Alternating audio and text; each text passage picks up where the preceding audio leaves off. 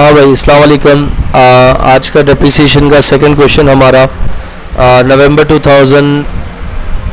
2011 paper 23 question number 2। काफ़ी अच्छा question है, इसको सॉल्व करते हैं।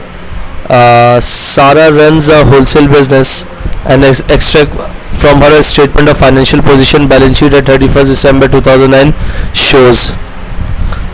आपके पास मोटर व्हीकल की वैल्यू दी हुई है 371,000, मोटर व्हीकल की डेप्रिसिएशन दी हुई है 130,000।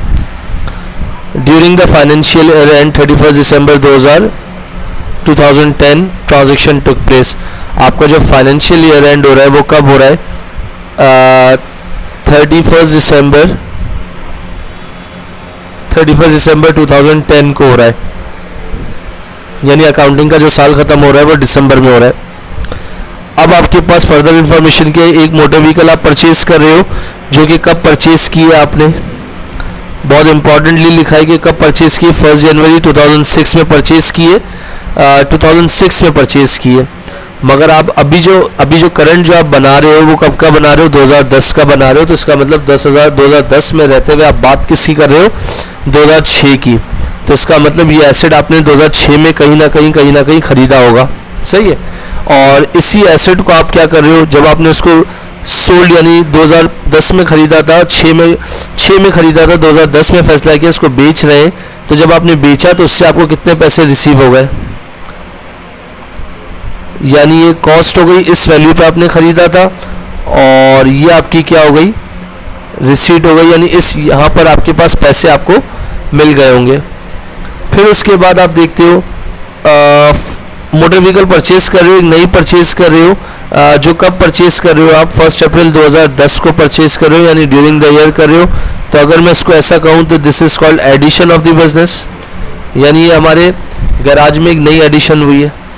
ओके, इसके बाद अगर मैं आपसे कहूँ डेप्रिसिएशन चार्ज हो रहा है 20% per annum on cost with the rate being applied for each part of the year. Each part of the year का मतलब हो गया हम मंथली पॉलिसी को देखेंगे। उसके बाद all motor vehicle held by the companies at 31st December 2010 had been purchased within previous 5 years. All transactions are check. इसका मतलब जो भी आपने ट्रांजेक्शन्स किए, चाहे वो आपने कोई परचेज किया हो नॉन करंट एसेट, या आपने नॉन करंट एसेट कोई सेल किया हो, तो जितनी भी सब चीज़ें हुई हैं वो किस बेसिस से हुई है? चेक से हुई हैं। तो you have draw 3 accounts. Number 1, कौन कौन से अकाउंट्स बनाने हैं आप लोगों को? सबसे पहला अकाउंट क्या कहलाएगा? एसेट अकाउंट कहलाएगा। इसके बाद आपके पास कौन सा अकाउंट होगा जिसको आप क्या कहते हो? प्रोविजन फॉर डेप्रिसिएशन अकाउंट होगा। और इसके बाद आपके पास कौन सा अकाउंट होगा?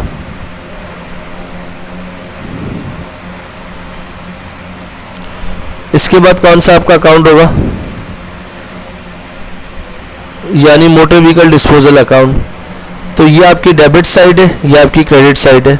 अगेन ये डेबिट साइड है, ये क्रेडिट साइड है। ये आपकी डेबिट साइड है और ये क्रेडिट साइड है। तो इसको मैंने कह दिया this is called motor vehicle account. इसको मैंने कह दिया provision for depreciation motor vehicle account, और इसको मैंने कह दिया मोटर व्हीकल डिस्पोजल अकाउंट। अच्छा, अगर मैं आपसे कह रहा हूँ यहाँ मोटर व्हीकल अकाउंट का और प्रोविजन अकाउंट का दोनों का ओपनिंग बैलेंस दिया हुआ है, जो कि कितना दिया हुआ है आपके पास? 2010 की अगर बात कर रहा हूँ तो this is called 2010।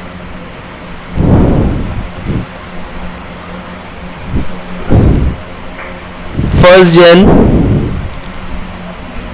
Balance BD कितना है? 371,000। और इसी तरीके से प्रोविजन का बैलेंस कितना है? 2010। तो ये कौन सा हो गया आपके पास? फर्स्ट जन बैलेंस ब्रॉट डाउन, जो कि कितना दिया हुआ है आपके पास? 130,000। ओके, इसके बाद आप सुकून के साथ देख लो कि आपके पास कोई नया एसेट आपने जो ख़रीदा था वो कब ख़रीदा था आपने? मेरे ख्याल से ख़रीदा था 1 अप्रैल को ख़रीदा था। तो यहाँ पर आपने क्या लिख दिया? 1 अप्रैल। तो इसकी अगर आप जर्नल एंट्री बनाते हो तो वो क्या बनाओगे अपने पास कि नॉन यानी मोटर व्हीकल डेबिट और बैंक क्रेडिट। तो बैंक क्रेडिट हो रहा है तो मोटर व्हीकल के उस पर क्या हो जाएगा, डेबिट कितने से होगा, 15,000 से। इसके बाद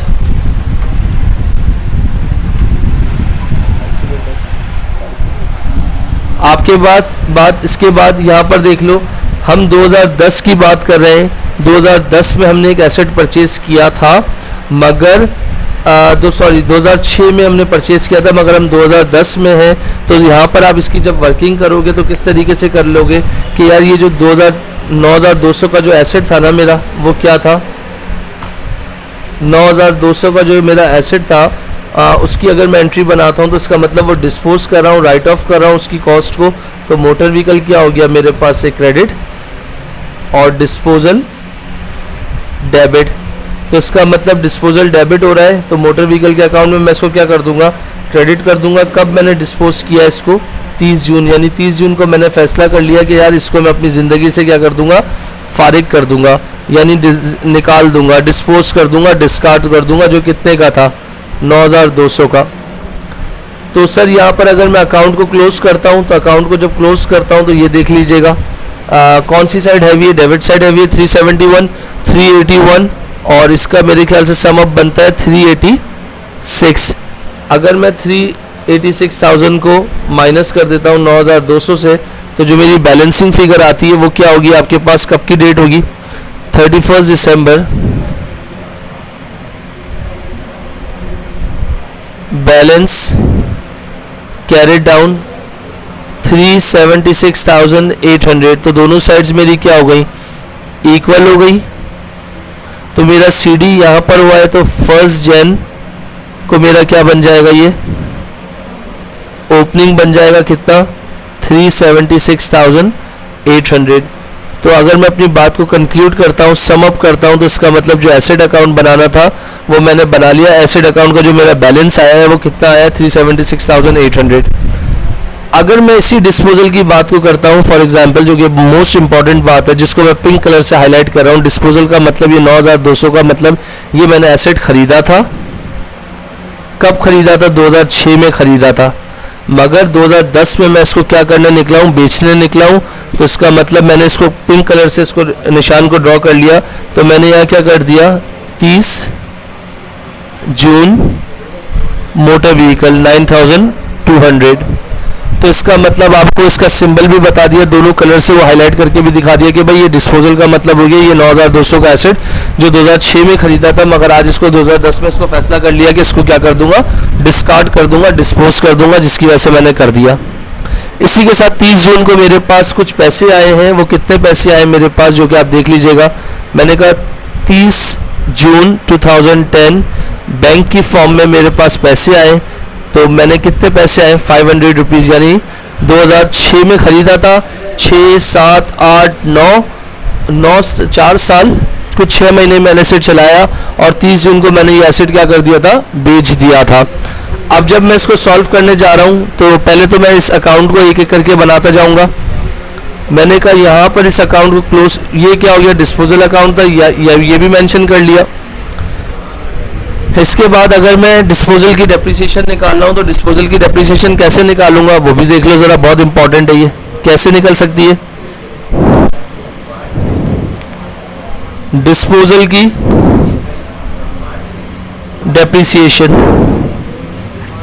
कितने का एसेट खरीदा था, 9,200 का मैंने एसेट खरीदा था। कितने परसेंट है, 20% है। तो 9,200 का अगर मैं 20% निकालता हूँ तो ये मेरा बनता है 1840। कब का हो गया, ये 2006 की हो गई। इसी तरीके से ये हो गई 2007 की हो गई, ये 2008 की हो गई, ये 2009 की हो गई। मगर जब मैं 2010 में जग गया तो 2010 के 30 जून को मैंने बेच दिया था। तो मैंने यहाँ क्या किया, 1840 इंटू 6/12, तो ये कितना आ गया, 1920। तो मेरी जो डेप्रिसिएशन की अमाउंट निकली 1840 को मल्टीप्लाई बाय 4 साल कर दिया, 7360 प्लस 1920।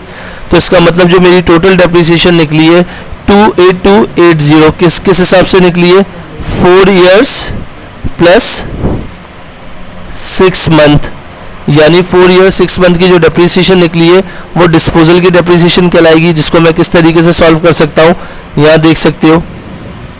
मैंने यहाँ पर लिख दिया डिस्पोजल की डेप्रीसिएशन जो कि 8280 आई है। कितनी आई है? 82, और ये कब की बात कर रहा है? 30 जून की बात कर रहा है। तो यहाँ पर मैंने क्या लिख दिया? 30 जून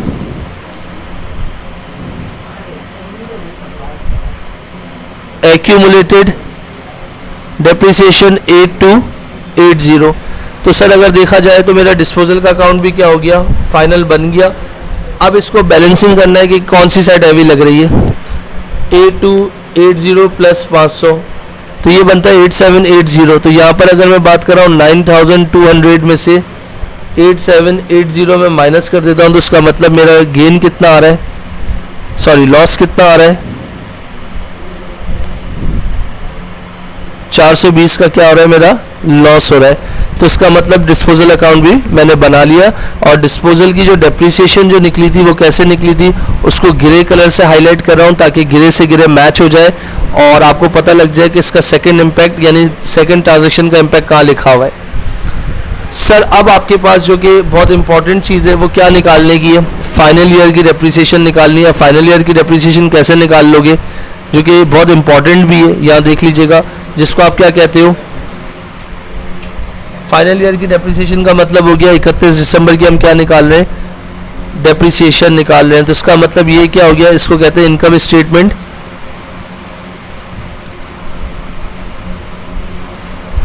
करंट ईयर की डेप्रीसिएशन कहते हैं। सही है भाई? इनकम स्टेटमेंट करंट ईयर की डेप्रीसिएशन निकाल रहे हैं। ये थोड़ी सी डिफिकल्ट है, बच्चों को थोड़ा सा तंग करती है, तो ज़रा देखिएगा भाई करना क्या है। I/S current year depreciation. I/S current year की डेप्रीसिएशन का मतलब हो गया, सबसे पहले मेरा क्या था? एक एसेट था जिसका कितने का था? वो 15,000 का था, उसका 20% निकाल लूँगा तो मेरे ख्याल से ये आ जाएगा 15,000 का 20% 3,000 कुछ बन रहा होगा। 3,000 हो गया। ये पूरे साल की डेप्रीसिएशन है इसको। ये एसेट मेरे पास खरीदा कब था? अप्रैल में था। तो अप्रैल से दिसंबर आप काउंट कर लो, अप्रैल मई जून जुलाई अगस्त सितंबर अक्टूबर नवंबर दिसंबर, तो 9/12। तो ये मल्टीप्लाई बाय 9 डिवाइड बाय 12 कर लोगे तो कितना आ गया आपके पास? 2250।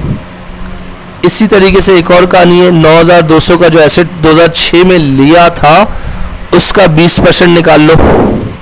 तो 2006 में इस्तेमाल किया 1840, 2007 में इस्तेमाल किया 1840, 2008 में इस्तेमाल किया 1840, 2009 में इस्तेमाल किया 1840। मगर जो वो जो 4 साल है ना प्रीवियस, वो हमारे किसी काम के नहीं है। मगर जो 2010 है ना, उसके जो 6 महीने थे ना, जिन 6 महीने में बेचा भी है तो जाहिर सी बात है उसको चलाया भी गया होगा, उसके बेनिफिट्स को यूज़ भी किया होगा। मंथली पॉलिसी बोलिए तो उसका मतलब वो 6 मंथ भी आप लोगे, जो कितना हो गया 920। और फाइनल इसका पार्ट क्या है कि 371,000 का मेरा टोटल था, जिसमें से 9,200 वाला मेरी ज़िंदगी से निकल रहा है। तो अगर मैं आपसे कहता हूँ 371,000 माइनस 9,200 तो कितना रिमेनिंग बच गया? 361,800, जिसका मैंने क्या कर लिया 20% ले लो। तो ये लगभग कितना हो गया 72,360। तो सर आप इन सबको प्लस कर लो, 920 प्लस 2250 तो कितना हो गया 75530। तो 75530 ये मेरी क्या हो गई? करंट ईयर की डेप्रिसिएशन हो गई, जिसको मैं आपको क्या कर रहा हूँ ग्रीन कलर से हाईलाइट करके दिखा रहा हूँ। तो इसका मतलब करंट ईयर का ये मतलब होता है जो एसेट बच गए हैं ना प्लस माइनस करने के बाद उसकी डेप्रिसिएशन। अब आप इसको बैलेंस कर लो, प्लस 130,000 क्रेडिट साइड हैवी है, जिसका टोटल कितना बन जाएगा आपके पास 205,530। इसमें से माइनस कर दोगे तो 31 दिसंबर को आपका बैलेंस जो CD है कितना हो जाएगा -8280। तो ये हो जाएगा 197,250। दोनों साइड आपकी क्या हो गई?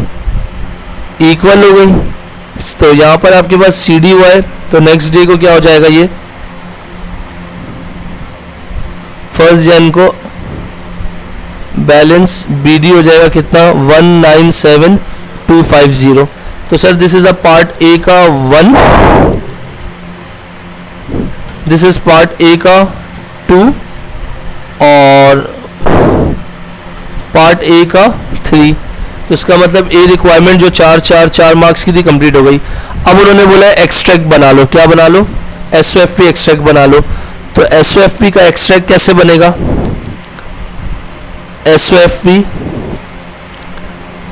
एक्सट्रैक्ट बना लो तो 1 कॉलम 2 कॉलम 3 कॉलम, ये क्या होगा? Cost, accumulated depreciation, net book value. मैंने यहाँ पर किसकी हेडिंग डाल दी? नॉन करंट एसेट्स की हेडिंग डाल दी। अगर नॉन करंट एसेट की हेडिंग डाल रहा हूँ तो सबसे पहले मैं क्या लिख लूँगा इसमें? Motor vehicle. तो इसका मतलब 371,000 की मोटर व्हीकल थी जिसमें 15,000 की और आई और 9,200 वाली मेरी ज़िंदगी से क्या हुई? निकल गई। तो कितना बच गया? 376,800। एक्यूमुलेटेड डेप्रिसिएशन सब कुछ प्लस माइनस करने के बाद ओपनिंग थी 130,000, करंट ईयर 75,530 और 8280 डिस्पोजल वाली डेप्रिसिएशन। तो आपके पास फाइनल कितनी बच गई? 197,250। तो कॉस्ट में से डेप्रिसिएशन को अगर मैं माइनस कर देता हूँ तो मेरा आंसर क्या आ रहा है? 179,550। 179,550। तो सर ये पार्ट बी की रिक्वायरमेंट क्या हो गई? कंप्लीट हो गई। इसके बाद उन्होंने बोला है explain why business provide for depreciation on their non current asset. 6 marks का, थोड़ा सा इसको लिख दीजिएगा। पहले तो डेफिनेशन लिख दीजिएगा, fall in the value of non current asset over its useful life. फिर ये भी मेंशन कर सकते हो this is in accordance with the matching and accrual concept. So income statement में include a charge for use of the asset. यानी income statement में charge डालते हैं, इस वजह से डालते हैं कि भाई जो एसेट आप यूज़ कर रहे हो उसके बारे में बताते हो। और अगर उसके अंदर थोड़ा सा कॉजेज वगैरह डाल दे कि भाई wear and tear, rust and dust and obsolescence, तो वो भी ओके है। ये आपका पास पेपर का क्वेश्चन था, नवंबर 2011, paper 23, question number 2। Thank you बेटा, जज़ाकल्लाह।